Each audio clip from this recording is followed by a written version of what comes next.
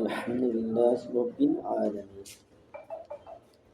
সমস্ত প্রশংসা সেই মহান আল্লাহ তাআলার জন্য, যে রব্বুল আলামিন নবমণ্ডল, ভূমণ্ডল, তারকারাজি, গ্রিনাস, নেপচুন সব কিছু সৃষ্টি করেছেন। সেই সুবহানাহু ওয়া তাআলা আম্মা ইয়াসিফুন, তিনি সেই আলহামদুলিল্লাহ রব্বিল আলামিন। সমস্ত সেই প্রশংসার মহান সত্তা আল্লাহ রব্বুল আলামিন, যা আমরা প্রতি মুহূর্তে আল্লাহু আকবার বলি। আল্লাহ রব্বুল আলামিন আলহামদু আদম আলাইহিস সালামকে যখন তৈরি করলেন, জান্নাতে রেখে দিলেন, রূহ ঢুকে দেওয়ার সঙ্গে সঙ্গে তিনি গা মোচড় দিয়ে উঠলেন। এরপরে তার ভেতর থেকে একটা আওয়াজ আসলো, হাসি আসলো। উচ্চারণ আল্লাহ রব্বুল আলামিন শিখিয়ে দিলেন কি? আলহামদুলিল্লাহ। সমস্ত প্রশংসা সেই মহান আল্লাহ তাআলার জন্য। দুনিয়ায় যত কিছু নেক কাজ করেন, কিন্তু যদি আপনি আল্লাহর উপর শুকর গুজার না করেন, আপনার কোনো কাজে আসবে না, কোনো লাভ হবে না, আপনি লাভবান হতে পারবেন না। আর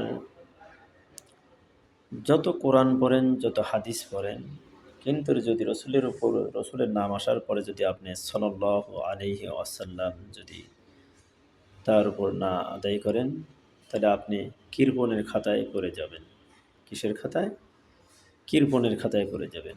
রসুলের নাম যখনই শুনবেন তখনই বলতে হবে সাল্লাল্লাহু আলাইহি ওয়াসাল্লাম বলতে হবে। কিন্তু যদি আপনি না বলেন, তাহলে আপনি কৃপণের খাতায় নাম পড়ে যাবে আপনার। আর এ পড়ে গেলে আপনার চতুর্পাশে, চতুর্দিক দিয়ে আপনার বিপদ আসতেই থাকবে, আসতেই থাকবে। একজন ফেরেশতা তিনি রসুলের উপর দরুদ ও সালাম পড়েননি। আয়াতে আছে না, ইন্নাল্লাহা ওয়া মালাইকাতাহু ইউসাল্লুনা আলান নবী ইয়া আইয়ুহাল্লাযীনা আমানু সাল্লু আলাইহি ওয়া সাল্লিমু তাসলিমা। রসুলের উপর কি পড়ো? দরুদ পড়ো। এটা যদি আপনি না পড়েন, একজন ফেরেশতা, এটা শুধুমাত্র তার সামথিং কিছু ভুল হয়েছিল, সামথিং। সেই কারণে রসুলের উপর দরুদ না পড়ার কারণে তাকে সপ্তম আসমান থেকে জমিনে ফালাই দিছে। এটাকে ইব্রাহিম আলাইহিস সালামকে বললেন, ইব্রাহিম ও খলিলুল্লাহ, আমার দোস্ত, আমার হাবিব, তুমি বার্র, মানে বাড়ি থেকে বের হ, বার্র, বার্র, র আলিকর র, জমা মুজাক্কার র। তা এই যে বার্র, বার্রু, বাড়ি থেকে বের হও, বের হয়ে গেলেন।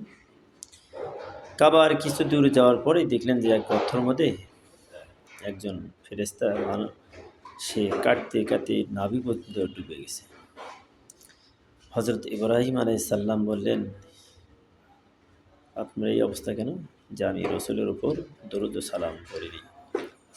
দরুদ সালাম না পড়ার কারণে যদি তাই হয়, তাহলে অগণিত মুসলমানের ঘরে জন্ম নিয়ে তারা মুসলমান দাবি করে, কিন্তু রসুলের দরুদ সালাম নাম শোনার পরে দরুদ পড়ে না, বা সালাত কায়েম করে না, আল্লাহর উপর শুকরিয়া আদায় করে না।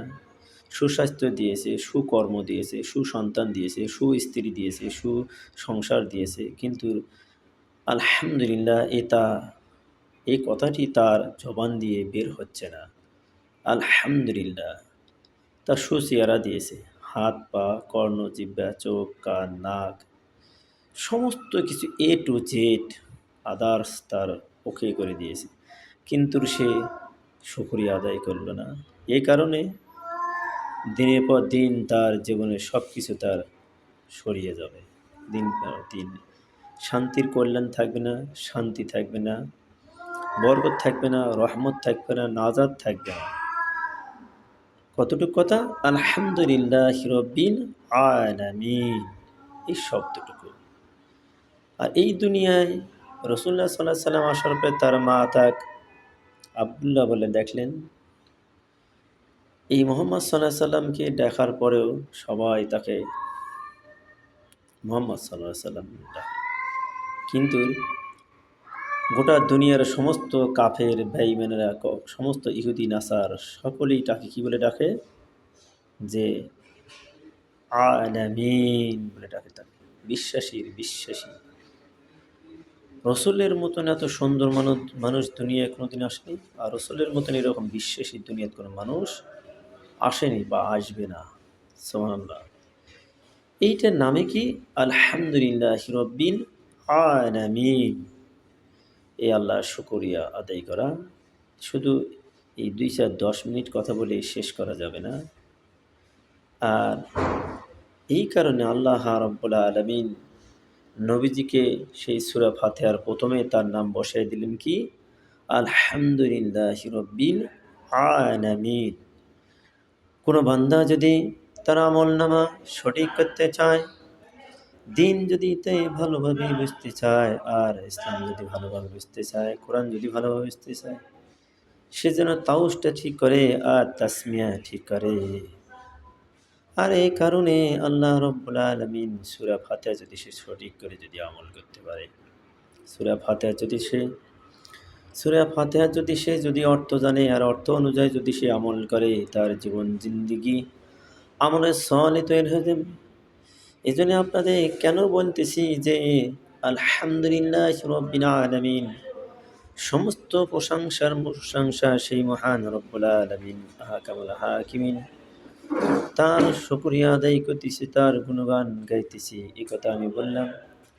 যদি আমি পালন না করি, আমল না করি, আমার ছেলে মেয়ে বিয়ে বাচ্চা, টাকা আছে বলেই ছেলেকে বিদেশ পাঠিয়ে দিলাম, টাকা আছে বলে মেয়েকে ভালো চাকরিজীবী ছেলে বিয়ে দিলাম, কিন্তু দিন দেখলাম না তার ভিতরে আছে কিনা, তার ভিতরে ইসলাম আছে কিনা, তার হক আছে কিনা, তার বেহক আছে কিনা, কিচ্ছুই দেখলাম না।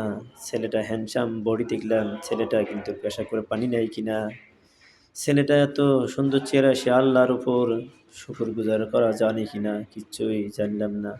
অথচ মেয়েটাকে দিয়ে দিলাম, অথচ মেয়েটা সে জীবন জিন্দিগিটা বরবাদ হয়ে গেল। ছেলেটাকে একটা সুন্দর মেয়ে দেখে বিয়ে করে নিয়ে আসলাম। এই ছেলেটা যেই মেয়েটাকে বিবাহ করেছে, এই মেয়েটা হয়তোবা কোরআন পড়তে জানে, মাদ্রাসায় লেখাপড়া করেছে, আমি দেখেছি। এক বিয়ার অনুষ্ঠান, মেয়েটি ক্লাস 1 থেকে ল্যাঙ্গা বাজার বলে, ল্যাঙ্গা ফিরু বলে, নওগাঁ জেলা। কিন্তু ওই যে করোনার যে শয়তানি কথা ছড়ে দিছিল বাবলুর এমপি মোরতাদ, এর এলাকায় এই সেই মেয়েটি ক্লাস 6 থেকে বা আরও আগে থেকে মাদ্রাসায় পড়ে বোরকা পরে করছে। বাবা তার সৌদি আরবে থাকতো, এই নবীর দেশে থাকতো, কোরআনের দেশে থাকতো, কাবার দেশে থাকতো, আরাফাতের দেশে থাকতো, মিনা মুজদালিফার দেশে থাকতো। কিন্তু মেয়েকে বিয়ে দিল বিডিআর দিয়ে, বোরকা চটকা ফেলে দিয়ে উদ্যান করে নিয়ে চলে গেল। বলেন তো দেখি, এটা কি মুসলমান না ইহুদি নাসারা না জাহেল? সচক্ষে এইসব অসংখ্য দেখেছি। এই জন্যে এর মানে কি? এটাই কি আলহামদুলিল্লাহ রব্বিল আলামিন উচ্চারণ করলাম, কিন্তু তার মানে কি, তার অর্থ কি, তার কি অবস্থা? অথচ তারা মানুষের কাছে কোরআন পড়া শিখিয়েও, ওই ফ্যামিলির লোকগুলা কোরআন পড়া শিখিয়েও কোরআনের মূল্য দিতে জানেনি। শিক্ষককে ফাঁকি দিয়েছে, আলেমকে ফাঁকি দিয়েছে, একজন হাফেজকে ফাঁকি দিয়েছে, একজন কারি সাহেবকে ফাঁকি দিয়েছে, একজন বোখারি মাওলানাকে ফাঁকি দিয়েছে, একজন হাজী সাহেবকে ফাঁকি দিয়েছে। বলেন তো দেখি, ওরা কি আসলেই তারে মুসলমান নাকি তারা মুনাফিক? সূরা ফাতিহার প্রথমেই কি বললেন? আলহামদুলিল্লাহি রব্বিল আলামিন, সমস্ত প্রশংসা গাইতেছি আল্লাহর গুণগানে, রসুলের তরিকায়। কিন্তু আসলে তাদের ভেতর তো কোনো মানুষত্ববোধ, মুসলমান ইমানি আকিদা, চরিত্র কিচ্ছু নেই। কোনো মহিলার মাথায় কাপড় নেই, কোনো মহিলার শরীরে কোনো আবরণ নেই। যেই সব তাদের শাশুড়িগুলো বুড়ি হয়ে গেছে, কেউ তাদের দিক তাকাবে না, কোনো শয়তানও তাকাবে না, মানুষ তো দূরের কথা। আর সেই সব মহিলাগুলো বোরখা গায়ে দেয়, আর যুবতী বেটার বউ, বেটি, নাতি, নাতনি, কেউ তা ইসলামের অকরনা ফি বুয়ুতিকুন্না ওয়ালা তাবাররাজ চুল জাহিলিয়াতি, এই যে আয়াতে আছে, তোমরা পাতলা কাপড় পরিধান করো না, তোমরা একই ঘাটে গোসল করিও না, আর একই জায়গায় বসে তোমরা গ্যাদারিং করিও না। এই জন্য আল্লাহ রব্বুল আলামিন আমাদেরকে সকলকে যেন আমল করা তৌফিক দান, সকলে আল্লাহুম্মা আমিন। সকলেই শেয়ার করে সবার কাছে পৌঁছে দিবে।